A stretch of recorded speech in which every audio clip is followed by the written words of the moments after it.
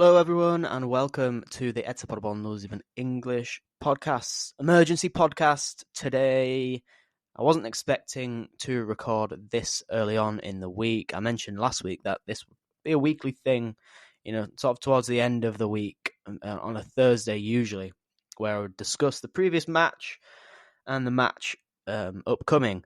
But there has been some news, and I thought we will mix that in with a bit of a Hertha sort of a review, and then I'll come back for probably a shorter episode after Lucas Kwasniok does his press conference ahead of the trip to Darmstadt at the weekend. But before we begin today's episode, I'd like you to rate, review, and subscribe if you do enjoy, and if you'd like to share the podcast. It's only supposed to be a weekly thing, as I mentioned, but this week will be an exception, and probably next week, maybe if there's any more transfer news in terms of players leaving, which could possibly see. But yeah, we'll get into the podcast now. So if you want to hear about Manuel Riemann, you can hear about him in the second part of the podcast. I'll try and remember to add a time in the description of the thing, and hopefully you should be able to click that if you want to hear about Manuel Riemann. But I will begin the podcast with 15 minutes or so discussing the Hertha game at the weekend. Obviously, Paderborn lost 2-1 to begin the new year.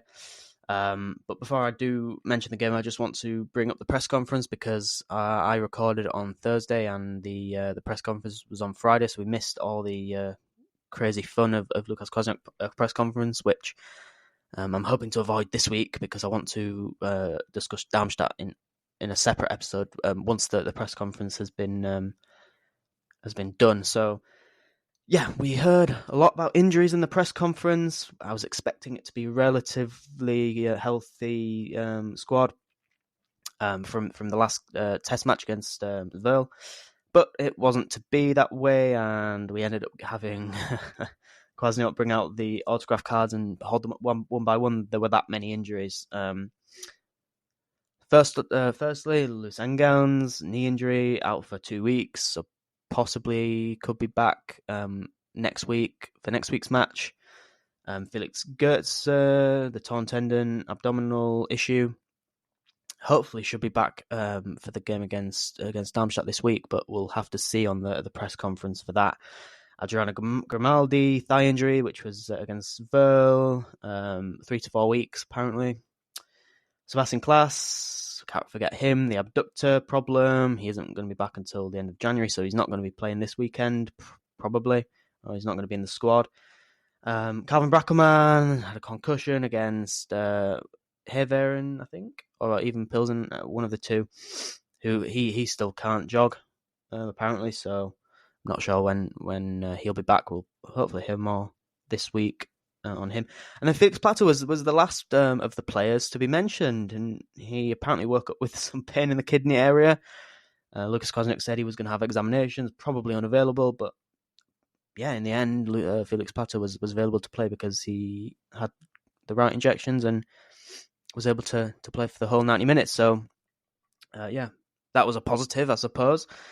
But yeah, with all the injuries, obviously there were quite a few starting 11 differences to what you would probably expect on a normal week. Marcus Schubert was in goal again, which obviously probably is going to be his last match, as Manuel Riemann's probably going to be the next goalkeeper, or maybe is by the time you're listening to this. The back three was Kerder, Schellem, was Liu. In the midfield four, we had a debut for Marvin Melem, and then Obermeier, Castaneda, Zento were the other three. And then the front three also have a debut. Casper Tejo was at right wing, Plata in the middle, which we weren't expecting that. I was expecting either Ilianza or Cohen Costons, and then Bill Beer as the left wing. So on the bench we had Pelabovnik, Bauer, Enz, Hermann, Costons, Hofmeier, Michel, and Anser and Mattis Hansen. And yeah, sorry, I didn't mention Sven Michel, actually, who was actually positive from the press conference, and Lucas Kwasniok said he could play 10, 15, 20 minutes. He actually played 25 minutes when he was brought on in the 65th minute. So that was another positive, and Sven came out of that game unscathed. So he played well as well, did Sven, but we'll get to that in a bit. So after this short break, I'll sort of go through the match and list sort of my thoughts and opinions on it as I used to do, which if any long-term listeners will remember the sort of the process of going through a match. So we'll get to that in a second. Okay, welcome back to the SC Paderborn Even English podcast. This part of the episode will be a discussion on the game, really, and maybe 5 to 10 minutes on sort of my thoughts and different aspects of it, which are good, bad, yeah. So in the first half, I suppose we have to start with the beginning of the game, which, we were 1-0 up in the end. It was a good move. Plata combined with Bill Beer, who tapped it in, and Paderborn were 1-0 up after 4 minutes, and it was a good start. But yeah, VAR did what it does. It disallowed the goal, even though on the TV it looked like onside and the lines were not correct. First of all, in the end, the lines were, the lines that were posted on the DFB referee's account were actually correct, and Bill Beer was literally millimetres offside. We're talking a toenail offside. But I have a lot of problems with the communication and the actual TV lines not working for a start. That shouldn't happen. It's not like we've just got VAR. It's been many years now, and it creates a lot of uncertainty is the word I'd use.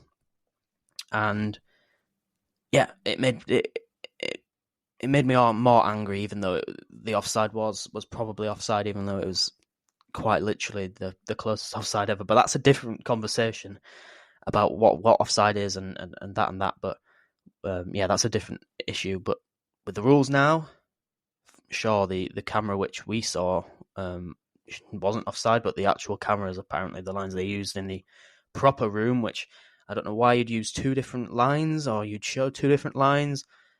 I mean, in the DFB room versus the TV room, the TV cameras, why would you show two different lines? I think that's stupid, and I think it was weird, and I think it created a lot of issues, and obviously I was not happy. But once you saw it, yeah, sure, toenail offside. It is what it is. You have to sort of take it on the chin. You've got 86 minutes of football left, and we started well. So those things happen in football. But yeah, I was disappointed in itself that the lines were wrong, and that shouldn't happen. But that's my sort of thoughts on it, and I don't want to talk about it too much because there was still 86 minutes of football left, and we'll get to those minutes. So the game was sort of even for that position before Hertha scored on 60 minutes. Scherhardt with an absolutely fantastic goal. It was a bit of a counter-attack, to be honest, but he dribbled in and curled it past Schubert, who had no chance. Sometimes you just have to say fair enough to those sort of goals. It's pure quality, and I suppose you don't see goals like that too often in the Zweite Bundesliga because the individual quality of these wingers is, he's obviously shown it there, and sometimes you have to be, But I think there were some issues with the goal from our side, and you have to agree that fine, it's a fantastic goal from him, but could Rafa Obermeier have done more? Probably, but look, you have to look at those goals and you have to improve on them for your defensive. But at the end of the day, an attacker has just beaten you in terms of that in that phase. I'd say we responded quite well. I don't think the first half was that good, but look, we had a good chance in the first half on the 27th minute. Azenta Cross was misjudged by the goalkeeper Gersbeck. Scheller had a chance but missed wide to the left. Best chance of the first half for us. And look, I suppose when I go through these chances, I'm gonna say, look, we have this many chances and you don't score until the 94th minute. It's a hard pill to swallow in terms of how many chances you have, and you on balance and expected goals, you expect to score at least 3 of them, but. Yeah, the second half. Just recapping the first half, we had 3 shots, none on target. We had 1 big chance though. Hertha didn't have a big chance, but we missed it, and that was the shallow opportunity which I just mentioned. Hertha had 7 shots, 3 on target, but that chance that we missed was 0.84 expected goals. So yeah, it's a goal you expect to score 85 out of 100 times, or 8 out of 10 times, which we didn't. So that was the first half. And the second half looks a lot better for Paderborn. We ended up having a lot more of the ball. We only had 46% in the first half to 62% in the second half. But I thought the change was really good at half time. Santi Castaneda just wasn't there. He was really struggling. And Lucas Kwasniok just said it was a tactical shift. And I thought Hofmeier did really good job at the build up. And it resulted in, and I'll go through the chances, but it resulted in us having 18 shots to their 3, 5 on target to their 1, their 1 on target. 3 big chances for us, all missed, and there's the game. But I'll go through the specific chances for a second. I'll just go through them. So 52 minutes, good tail cross. Zent has a good chance, good save from Gersbeck. Fair enough, good save from Gersbeck, big chance, but. Look, it fell to Aaron Zenta, and it was actually a pretty good effort. He got good height on the ball, but Gersbeck made a good save. Then nothing really happened big chance-wise. We were creating chances, but on 64 minutes, then Mikko was on, Kasper Teo was off. I thought Kasper was all right. He got a 4.5 on kicker rating, which probably harsh. I would probably give him a 4 maybe, but look, he had a lot of chances to sort of dribble and be progressive in some cases. I thought his pressing was really good, but as Lucas Kwasniok said in the press conference, he was against probably the most physical of the Hertha defenders. He was also right-footed, so it was difficult for him to, on his left foot, to sort of do his actions, which he said it was probably the toughest assignment that he could get for a debut. So still very, very confident about him, and we'll see his best games. But yeah, and then 4 minutes after, from nowhere really, Hertha had 1 shot in the second half between the 45th minute and the 68th minute, and then Michael Cuisance, who was actually really good for Hertha from in the midfield with a good ball to Scherhardt, who was really good against Lauren Kerder all game long. And he drew a silly foul from Kerder, and you can't make those challenges in the box. Quite plain and simple. He should have been cleverer and not dove in like that. And an individual mistake, which leads to a really good penalty from Cuisance. Marcus Schubert went the correct way, but there was too much power in the penalty, and in the end it was 2-0 to Hertha, and they had 1 shot in the second half. And they had a 2-goal advantage with 20 minutes to go. So with all the chances you create, and you miss the big chances, and that was a game. I can't be very critical about how we played or anything like that. We just missed the chances when they came to us, and Hertha were able to draw individual mistakes from us and be very clinical and the next 20 minutes, Paderborn were really, really on their game, and you could say maybe too late, but Hertha were definitely parking the bus. On 71 minutes, Obermeier and Plata had chances. 77 minutes was probably the best chance of the second half. Felix Plata from a corner, quite literally a free header, and he headed it over. You have to score. I'm sorry, you have to at least get it on target and make Gersbeck do something. But he had 7 shots from Felix Plata today, and on average, you expect him to score at least 1 goal, from 7 shots, and we need him to score to get his confidence up and really get him kick-started, because we need him to put the ball in the net for us in the final 16 matches. On 81 minutes, we made 2 more substitutions. Ilianza, Mattis Hansen were on for Bilbia and Scheller. 86 minutes, Sven Michel hit the post. It was a good effort. But unlucky. That's football. And then the 94th minute consolation goal from Michel. Good move from Ilianza to find him, and from the edge of the box, kind of a pop shot, which found its way past past the goalkeeper. And yeah, a little too late. There was a penalty shout at the end of the game. To be honest, I didn't really see much of it, and I'm not sure. It probably, yeah, I don't know. But I suppose we could blame the referee, and Lucas Kwasniok has done a lot of that. But look, at the end of the day, we had the chances, and we missed them at the wrong time, and they took their chances. And I thought the press conference from Lucas Kwasniok was actually quite good. I'll just read out some of what he said. He said, the boys didn't give in, didn't let up, kept playing for it, and that's why I'm really happy with the second half. It was a great performance. They gave everything, rewarded themselves with the goal. In the end, it was unfortunately not meant to be.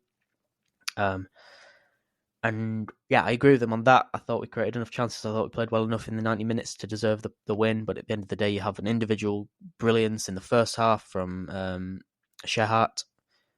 And then you have a silly mistake from your defender in the second half that literally leads to a penalty. And they were the two moments in the game. Hertha scored them.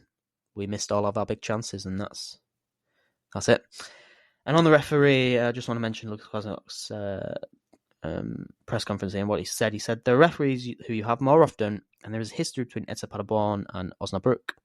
I don't want to say too much and interpret it because it was before my time, but it is true that we have lost every game except one completely irrelevant game. He said, that is not my intention, but the bottom line is, it is not completely out of his head, or the referee's head. I don't think if you can have such a history that someone from Osnabrück can be completely impartial, and he just mentioned that maybe they may have to pay some money for the first time in his career when criticising a referee. And the referee manager, head of referees, came out and said it was unacceptable and this and that. But at the end of the day, he has a point, and Lucas Kwasniok has been quite respectful, actually, with some bad decisions this season and previous seasons. And sometimes it just takes being quite honest about it, and that's sometimes the best thing to do. So I don't think he was overly critical. I think he was honest. I think he was saying how it is, and at the end of the day, that hopefully will bring some change, or at least not have him referee us again. Because yeah, it's true, Osnabrück and Paderborn are not best friends, and someone from Osnabrück might not be completely impartial, and that's a fair. I don't think that's a fair comment to make. I think it's absolutely something that could be a factor. And but yeah, I don't want to talk too much about the referee because I thought we were really good against Hertha, and I thought we deserved to get at least something from the game, if not 3 points.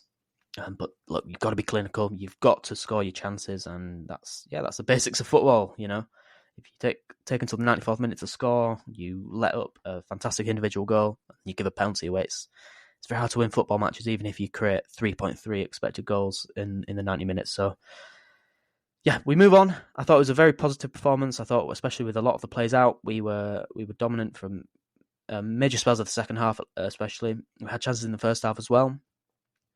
Could have been onside in a different, different occasion. But look, we have to move on and look. I'm happy that we played well. Obviously, we lost, but you have to take positives from it, and I think there were a lot of positives from performance. And look, we've still got 16 matches to go, so there's a lot of time left. There's a lot of points to play for. 48 points to be won, and we have a lot of football to go. So, that's the end of my sort of review of that game. And next week I'll talk about Darmstadt in detail as well, the same sort of way, sort of going through the chances, going through the stats, going through the press conference, going through specific things, and in the next half of the episode, I will go through the new rumour, which possibly could be an official signing by the time this episode is out. I'm hoping it is anyway. So join me for a little insight into Manuel Riemann. Welcome back to the SC Paderborn 07 English podcast. We are back for the second half of this discussion, and yes, I'm going to discuss the new signing, which is very possibly official by now, and that is 36-year-old goalkeeper Manuel Riemann, who is a very well-known name in German football and has been a goalkeeper for many, many years. most specifically at Bochum, but other clubs as well. I think he was at Osnabrück in his time too.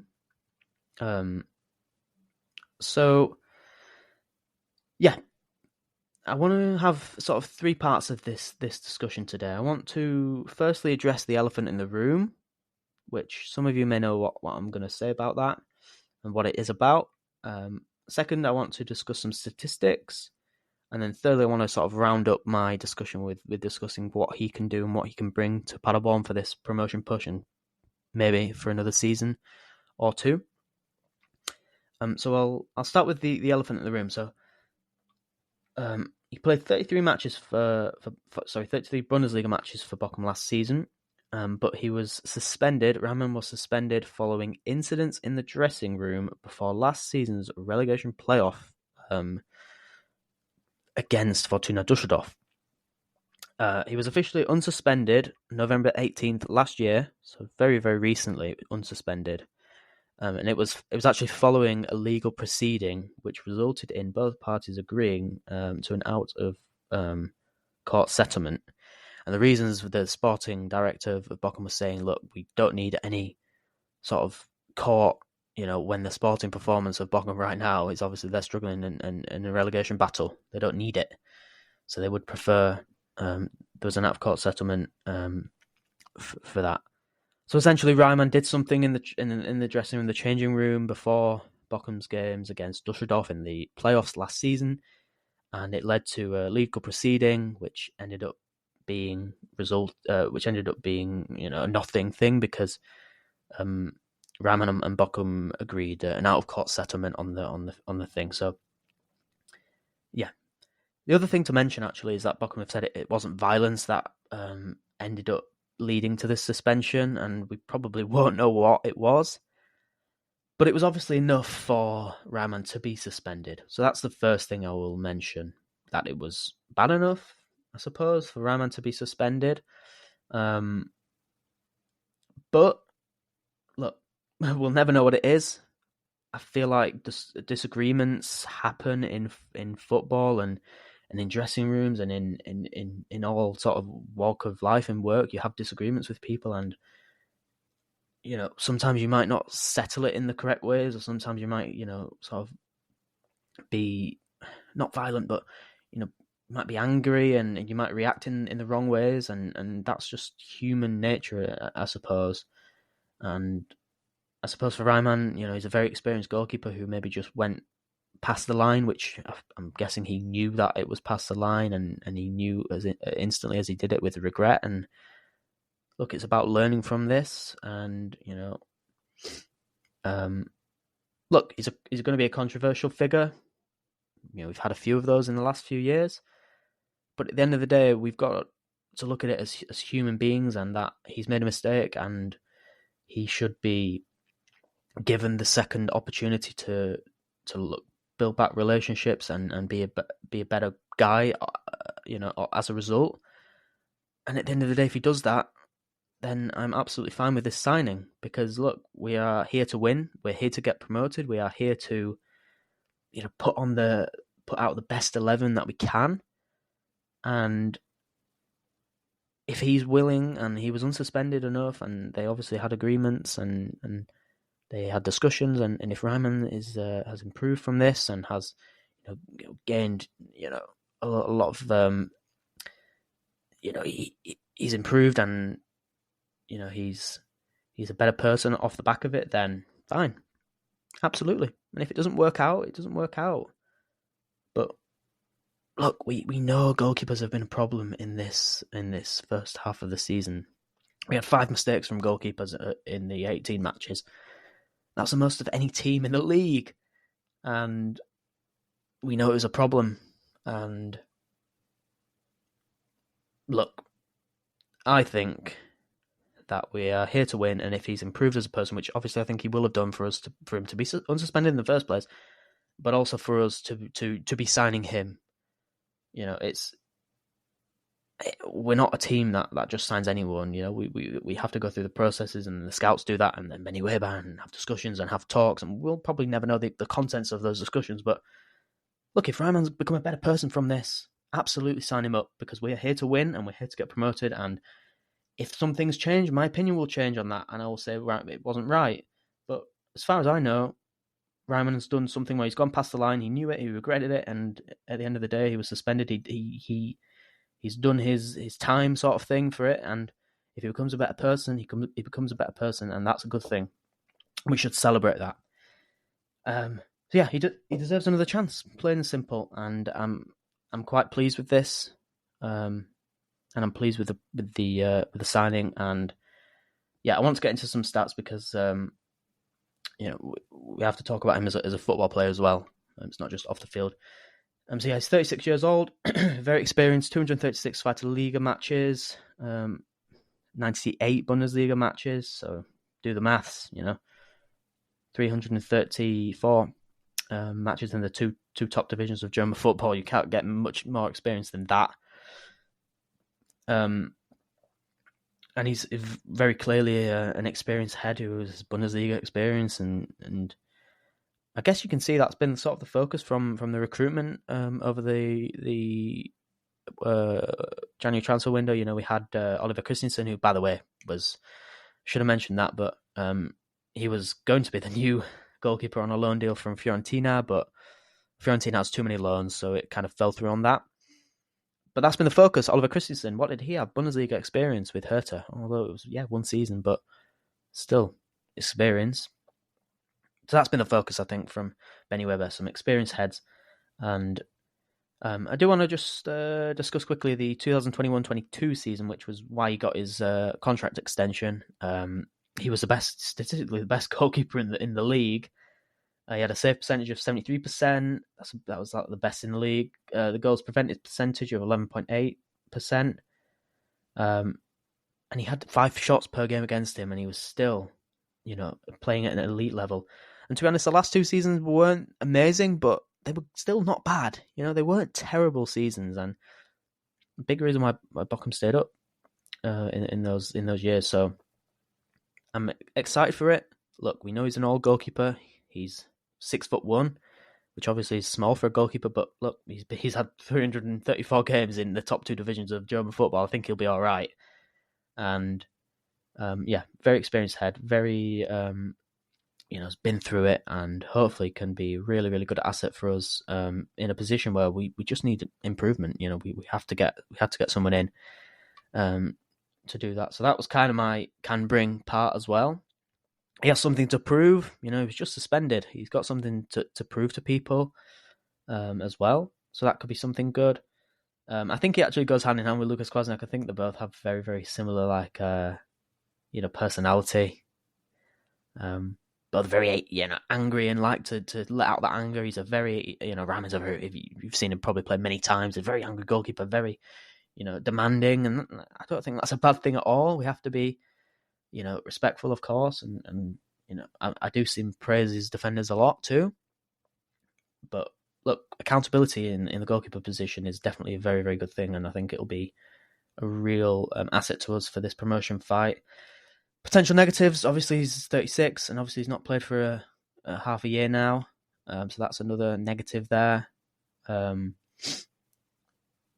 But yeah, to be honest, I don't know the contract situation because I'm recording this before it's been announced, but his contract expires this summer with an option to extend another year. So we'll see how that works out, and I'll just discuss it very quickly in the next episode, just as a 2-minute thing, just to sort of wrap that up. But look, controversial figure. He's obviously done a bad thing, but he's obviously learned from it, and he's obviously done enough to be able to get back into the football world. And look, these guys have a lot of conversations. I'm not worried that this will have any impact on him as a goalkeeper for us. And sometimes we as a society, we need to accept that someone's made obviously we won't know what it is, but someone's made a bad non-violence mistake. They've been suspended. They've done their time. They've had to go through quite a lot of probably difficult moments. Have been suspended from a team that you've been playing for 9 years. Let's not just put that under the rug. This guy's been a very, very loyal servant to Bochum, and I hope I've maybe convinced some people with this talk. Look, people will disagree with me and people will say, well, he's done this and that. Fair enough. You can have your opinion on it, but look, I'm very confident that Riemann has definitely improved from the situation, and we'll see. If he hasn't, then we'll know about it. But I think it's a very good thing that he's been given a second chance with us, and look, he's a very good goalkeeper as well. So yeah, I'm looking forward to it. But that will do it for today's episode. Didn't expect to be recording this early in the week, but we'll get back onto the microphone on Thursday or Friday to discuss the press conference and have a look at the Lilies on Sunday afternoon, where hopefully Paderborn can finally get off that sort of bit of a slump of 4 games without a win. But look, the performances have definitely not been too bad, except from Schalke. So we have to keep moving on. 16 games to go, 48 points to play for, and a lot of football left. So thank you all for listening. As I said at the start of the podcast, if you did enjoy, please do consider rate, review, and subscribe. Share the podcast if you would like to as well. But yeah, thanks for listening, and I'll see you in a few days probably. Thanks. Just.